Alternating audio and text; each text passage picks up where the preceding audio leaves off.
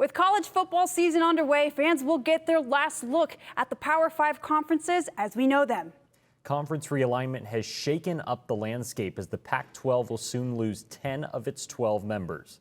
Cronkite News reporter Matt Venezia caught up with a college football legend who, like the rest of us, is still trying to make sense of it all.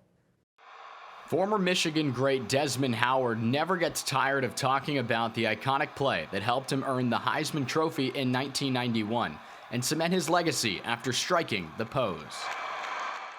You know, I scored a lot of touchdowns, but I never did any type of celebrating. So I just always did like we call it the Barry Sanders, you know, hand the ball to the official, turn around and celebrate with your teammates. And that's what I did every time. And it was just a young kid, you know, trying to celebrate a big moment in the biggest game in college football. It was a spontaneous thing. 3 decades later, Howard is wondering what the future holds for the game, as new media rights deals have led to a conference free agency of sorts and the decimation of the Pac-12, who after this season will be down to just 2 members.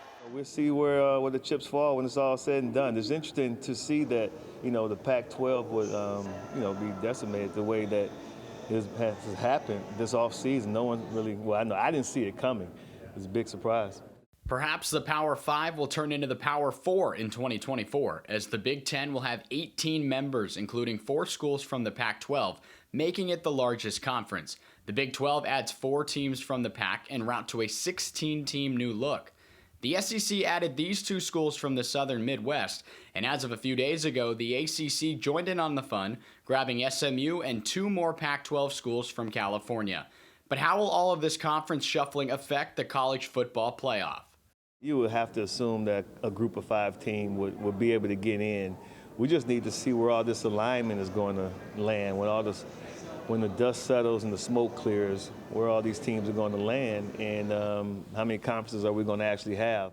After this college football season, the CFP will be expanding to a 12-team format, and we'll see the Fiesta Bowl as one of those playoff games in the first 2 years of the new look. First as a quarterfinal host, and then in 2025-26 as a semifinal playoff game. And here at the Fiesta Bowl, the group doesn't really care whether it's a 4-team system or a 12. The main emphasis is just delivering good football both on and off the field. Last year we were a semifinal game, and so we had to go through all of that preparation. This just gives us an opportunity to now be a quarterfinal, and then in 2025 we'll be a semifinal. You know, so we're going to bring the excitement regardless of which game we are, and we know Arizonans will do that too. There's still a full agenda for the Fiesta Bowl and the rest of college football this season before the page turns to a new chapter. In Phoenix, Matt Venezia, Cronkite News.